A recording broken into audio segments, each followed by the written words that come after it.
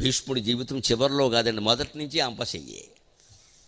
అంతా ముళ్ళ కిరీటమే. ముళ్ళ కిరీటం ఉంటుంది. ఎవరైనా మహారాజు ఒక్కొక్కడికి ఈయనకి ముళ్ళ పక్క, పడుకునే పక్కే ముళ్ళ పక్క. అంపశయ్య అంటే ముళ్ళ పక్కే కదా, బాణాల ముళ్ళే కదా కూర్చుని. జీవితం అంతా అలాగే ఉంది.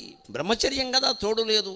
సత్యవతీదేవి వనాలకు వెళ్ళిపోయింది. అంబిక అంబాలిక ఆవిడని అనుసరించి వెళ్ళిపోయారు. విచిత్ర వీరుడు చిత్రాంగదుడు ఎప్పుడో పోయారు. వీళ్ళకి పుట్టిన వాళ్ళు ఎవరంటే ఒకడు గుడ్డ అయినా, ఒకడు పాండురోగం అయినా. పోయినా విదురుడు మంచివాడు కదా, ఆయన రాజు చేద్దామంటే అప్పటి చట్టాలు అంగీకరించు, ఆయన దాసీపుత్రుడు. ఈ గొడవలన్నీ ఉన్నాయి ఇక్కడ. సరే, ఉన్నవాళ్ళు మంచివాడైన పాండురాజును రాజు చేశారు. అక్కడి నుంచి ఆయన ఏం చేశాడు, అతి మంచితనానికి పోయాడు. ఆ సింహాసనం మీద ఆయన కూర్చుని ధృతరాష్ట్రుడిని పక్కన కూర్చోబెడితే భారత చరిత్ర వేరుగా ఉండేది. విచిత్ర వీరుడు సింహాసనం మీద కూర్చొని భీష్ముడు పక్కన కూర్చోలేదు, అలాగే కూర్చోబెడితే బాగానే ఉండేది. కానీ పాండురాజుకి మంచితనం ఎక్కువ. ఆ మంచితనమే ధర్మరాజు కూడా వచ్చేసింది. మా అన్నగారు ఉండగా నేనేమిటి, రాజ్యానికి నేను అర్హుడైనా సరే మా అన్నగారే కూర్చోవాలి అని ధృతరాష్ట్రుడిని కూర్చోబెట్టి ఈయన పక్కనున్న పాపానికి ఏమైంది, ధృతరాష్ట్రుడు ఫివికాలు రాసేసుకున్నాడు ఆ సింహాసనాన్ని వదలకుండా. ఇంకా జీవితాంతం పెద్ద ఫివికాలు రాసేసాడు, ఒట్టుకుని వదలలేదు దాన్ని. నేను వదలను ఎంతమంది పోయినా సరే అన్నాడు. ఇది చరిత్ర. త్యాగం చేయగానే సరిపోతుంది. మీరు గమనించండి తేడా ఏమిటో. రామచంద్రమూర్తి త్యాగం ఫలవంతమైంది, భీష్ముని త్యాగం పాపం నిష్ఫలమైందండి. దానివల్ల నష్టం జరిగింది. ఆ త్యాగం చేయకుండా ఆయనే పరిపాలించుంటే భారతదేశ చరిత్ర వేరుగా ఉండేది, భారత కథే వేరుగా ఉండేది. ఎవరి కోసం త్యాగం చేసాం, అపాత్రుల కోసం త్యాగం చేసినట్టయింది. ఎందుకంటే ఈ లోపం అంతా ఎక్కడుందంటే దాశరాజు మనస్సులో ఉంది. ఆయన వరాలు కోరడమే తప్పు అసలు. అదే మొత్తం చీడ, వేరు పురుగుకి చీడ పట్టినట్టుగా వేరు పురుగు చేరి వృక్షంకు చెరచురా అని చీడ పట్టేసింది వంశానికి. ఆ షరతులకు అంగీకరించకుండా నాకు ఈ అమ్మాయి వద్దు అని శంతనుడు ఒక్క మాట చెప్పుంటే గొడవ వదిలిపోయేది, అంతే కదా. ఒక మనిషిలో పుట్టే పిచ్చి కోరిక మొత్తం రాజ్యాన్ని ఎలా నాశనం చేస్తుందో ఆలోచించండి దయచేసి. ఒక మనిషిలో పుట్టే పిచ్చి కోరిక భారతంలో స్పష్టంగా చెబుతారు. ఒక చోట రామాయణంలో కూడా చెబుతారు ఆ మాట యుద్ధకాండలో. ఏకో హి కురుతే పాపం కాలపాశ వశం గతక. ఒక్కడు చేస్తాడు తప్పు, కాలపాశల్లో మొత్తం రాజ్యం అంతా నాశనం అవుతుంది. వాడి అహంకారానికి, వాడి దుర్మార్గానికి, వాడి స్వార్థానికి బలైపోతుంది. ఇదే చరిత్ర నిరూపిస్తోంది అప్పటి నుంచి ఇప్పటి వరకు. దాశరాజు యొక్క స్వార్థం, దాశరాజు యొక్క దురాశ కౌరవ వంశానికి చీడ పురుగులా పట్టింది. అది మొత్తం తినేసింది. వాళ్ళ అమ్మాయికి సుఖం లేదు, తన వల్ల వంశం నాశనం అయిపోయిందని బాధపడుతూ ఉంది ఆవిడ. మహారాణిగా ఎప్పుడూ భోగాలు అనుభవించాల, అన్నం తినేది కాదు సరిగ్గా. ఎందుకంటే నా వల్లే పాడైపోయింది, మా నాన్న దిక్కుమహల్ వరాలన్నీ కోరాడు, నాకు రాజభోగం పట్టింది సరిపోదా, ఎందుకు అడగాలి ఇవన్నీ. ఇప్పుడు ఎప్పుడో కన్యప్రాయంలో పుట్టినటువంటి కొడుకు గురించి చెప్పాల్సి వచ్చింది. ఆయన్ని పిలిచి వంశాన్ని ఉద్ధరించవయ్యా అని అడగాల్సి వచ్చింది. ఈ కర్మీదంతా ఇంత అడిగారు, ఎవరినో కన్నారు, ధృతరాష్ట్రుడిని పాండురాజు. ఏమన్నా సుఖపడ్డారా, ఒక కొట్టుకు తెచ్చారు. వాళ్ళ అన్నదమ్ములు బాగానే ఉన్నా వాళ్ళ పిల్లల మంచి తగాదాలు వచ్చాయి. ఇక్కడ మళ్ళీ ఆ శంతనుడికి స్త్రీ వ్యామోహం అయితే దుర్యోధనుడికి పదవీ వ్యామోహం. వీడొకడు పుట్టాడు ఇక్కడ ధృతరాష్ట్రుడికి. అంచేత ఆ దుర్యోధనుడి కారణంగా మొత్తం పాండవ కౌరవ వంశాలు కాదు, భూమండలంలో 21 లక్షల మంది లెక్క ప్రకారం. అక్షౌహిణికి 1,00,000, 18 అక్షౌహిణిలో ఇంకా 5,000 పైన 1,09,350 మంది సైనికులు ఉంటారు అక్షౌహిణి అంటే. ఆ 10,000 కూడా కలిపితే 21 లక్షల మంది పోయారు మొత్తం. ఇది ఇంకా పైపైన తేలిన లెక్క. లోపల పోయిన వాళ్ళు చక్ర సంరక్షకులు, ఆసుపత్రుల్లో పనిచేసిన వాళ్ళు, రథాల్లో ఉండే వైద్యులు, వీళ్ళందరూ చాలామంది ఉంటారు. 1 కోటి మంది సుమారుగా అని చెబుతారు భారతం. ఆ రోజుల్లో ఉన్న జనాభా ఎంత, కోటి పోవడం అంటే ఎంత. అలా మొత్తం భూమండలంలో వంశాలు నాశనం అయిపోతేనే నమ్మ శ్రీకృష్ణ పరమాత్మ 16,000 మందిని చేసుకుని ఒక్కొక్కరికి 10 మందిని సంతానాన్ని ఇచ్చి 1,60,000 మంది సంతానంతో భూమండలాన్ని వృద్ధి చేసి వెళ్ళాడు మహానుభావుడు. మనమంతా శ్రీకృష్ణుని సంతానమే సగర్వంగా చెప్పుకోవచ్చు, అనుమానమే. శ్రీకృష్ణుడు 16,000 మందిని చేసుకున్న సంతానాన్ని కనడంలో కారణం ఇదొకటి. ఇది తెలుసు ఆయనకి జరుగుతుందని. భూమండలం మీద ఏ వంశం ఉండదు, మళ్ళీ విత్తనం ఉండాలా వద్దా? ఆ సంతానమే తర్వాత అనేక రకాల కులాలు, మతాలు, ప్రాంతాలు అనేక రకాలు మారాయి. ఎవరి కులం ఎవరు చెప్పలేరు. ఇప్పుడు ఇక్కడ అంతా శ్రీకృష్ణుడు కులమే, గొడవలేదు. ఆ వంశం ఉద్ధరింపబడింది అక్కడ. ఈ చరిత్ర పరిణామాలు ఇవన్నీ. అందుకని ఈయన జీవితం ఏమిటి, నిజానికి పెద్దయ్యాక ముసలితనం రాదు, జరయారబ్ధము జీవితము. పుట్టినప్పుడే ముసలాడైపోయాడు ఈయన బ్రహ్మచారి కోరికలన్నీ విడిచిపెట్టి. మధురాశలు మోడులైపోయే, శోభనం కానీ ఏమి స్త్రీ సమాగమం కానీ కనీసం కష్టసుఖాలు చెప్పుకునే అవకాశం, మధురమైన ఆశలు ఏం లేవు.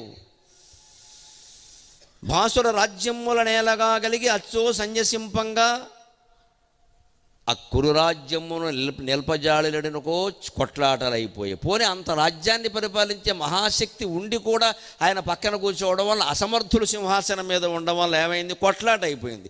ఈయన అనుకున్న వంశవృద్ధి కూడా జరగాల, వంశనాశనం జరిగింది.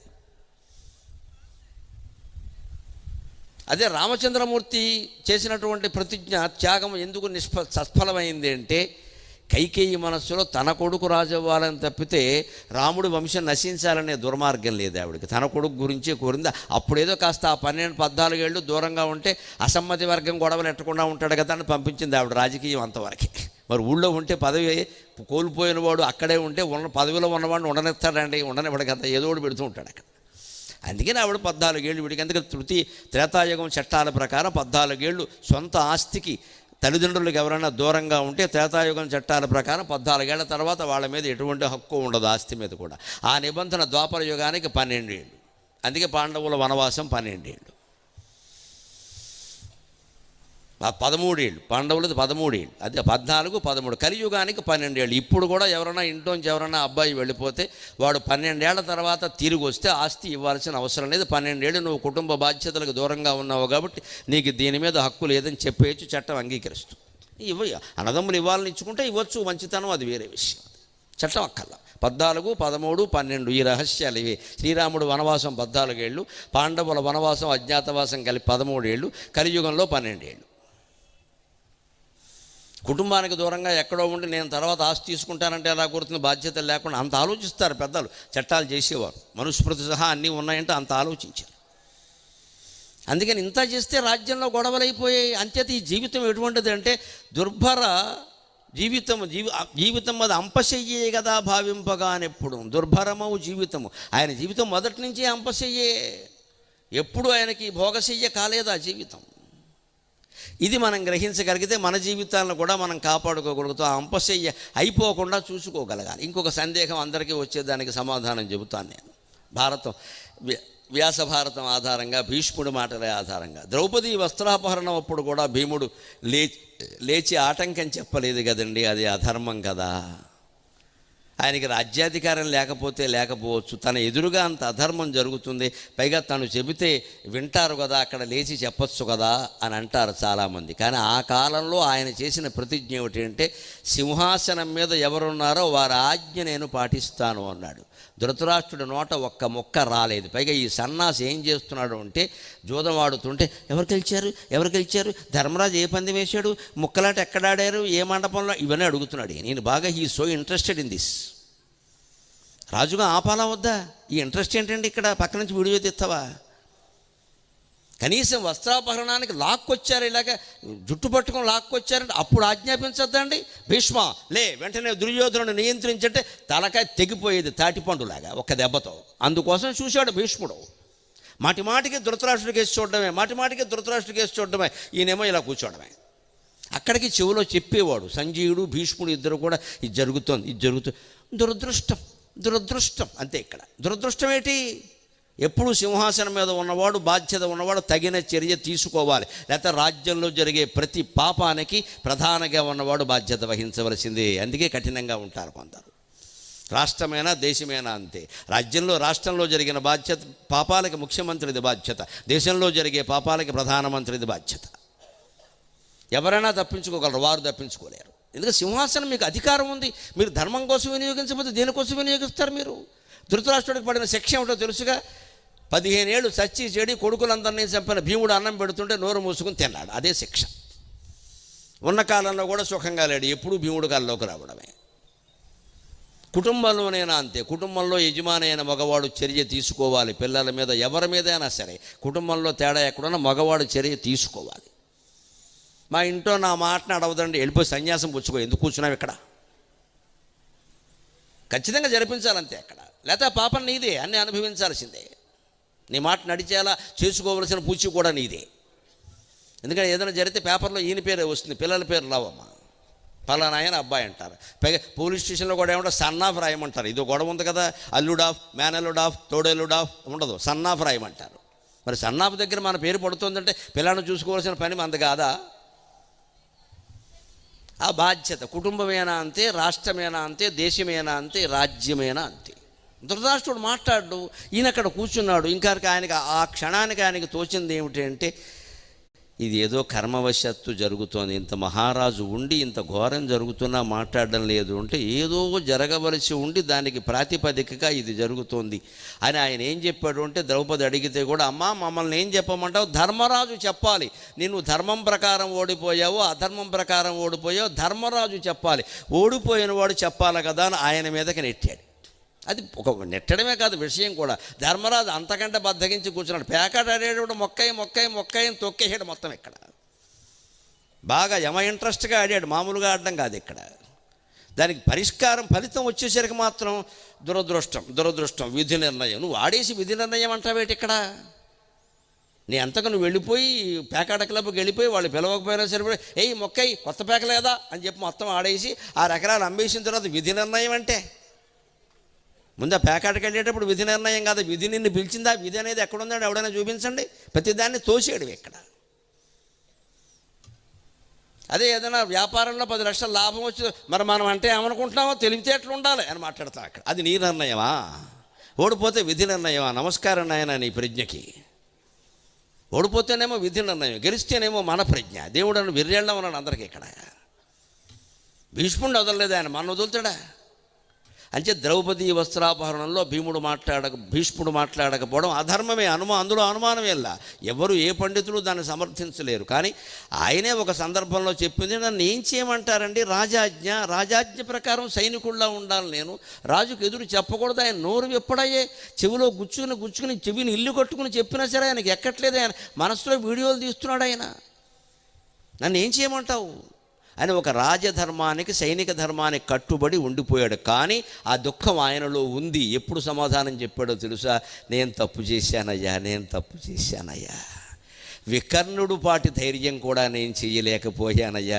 దుర్యోధనుడికి సొంత తమ్ముడే అయినా, ధృతరాష్ట్రుడికి పుట్టినవాడైనా, 100 మందిలో ఒకడే అయినా, కౌరవుల్లో ఒకడే అయినా ఆ ఇల్లాలని ఇలా బాధపడ్డం తప్పు అని లేచి ప్రశ్నించాడే చిన్నవాడైన వికర్ణుడు. ఎందుకో ఆ పాటి ధైర్యం లేకపోయిందయ్యా అని ఎవరితో అన్నాడు తెలుసా? అర్జునుడితో అన్నాడు. ఎప్పుడో తెలుసా? యుద్ధం అయిపోయాక 10 రోజులు అయిపోయాక, 11వ రోజు సాయంత్రం యుద్ధం కూడా అయిపోయాక, తాతగారు అంపశయ్య మీద ఉన్నాడు, ముళ్ళ పక్క మీద అవి నేను వేసిన బాణాలే ఎలా గుచ్చుకుంటున్నాయో, ఎంత పాపాత్ముడిని నేను అని బాధపడుతూ అర్జునుడు దగ్గరికి వచ్చి, తాత బాణాలు గుచ్చుకుంటున్నాయంటే, అర్జున బాణాలు గుచ్చుకోవడం లేదయ్యా, తాత చూడుమా ఏకవస్త్ర నకట ధర్మం విదేనా తప్పింపుమా ద్రౌపదీ సతిని వస్త్రం ఊడ్చుచున్నారనన్. ఆ ఇల్లాలు చిన్న పిల్ల, నా మనవరాలు ఏడ్చి తాత చూడవయ్యా అంటే, రాతిలా కూర్చున్నానయ్యా. మనస్సు ఎందుకంత జడ పదార్థం అయిపోయిందో నాకు ఇప్పటికీ అర్థం కావట్లా. తాత చూడుమా ఏకవస్త్ర నకట ధర్మం ఇదేనా తప్పింపుమా ద్రౌపదీ సతిని వస్త్రం బుచ్చుచున్నారనన్. రాతిన్బోలెను మానసంబచట దుర్మార్గంబు సైరించి, రాతిన్బోలెను మానసంబచట దుర్మార్గంబు సైరించి, ఆ మ్రోతల్ శ్రోత్రములందు గింగురులుగా మ్రోయుంగదా నేటికిన్. ఇది ఖండికా శతావధానంలో భీష్ముడి గురించి చెప్పిన మాట. అర్జునుడితో అంటున్నాడు, అబ్బా నీ బాణాలు గుచ్చుకోవడం లేదయ్యా, నాకు వేరే బాణాలు గుచ్చుకుంటున్నాయి.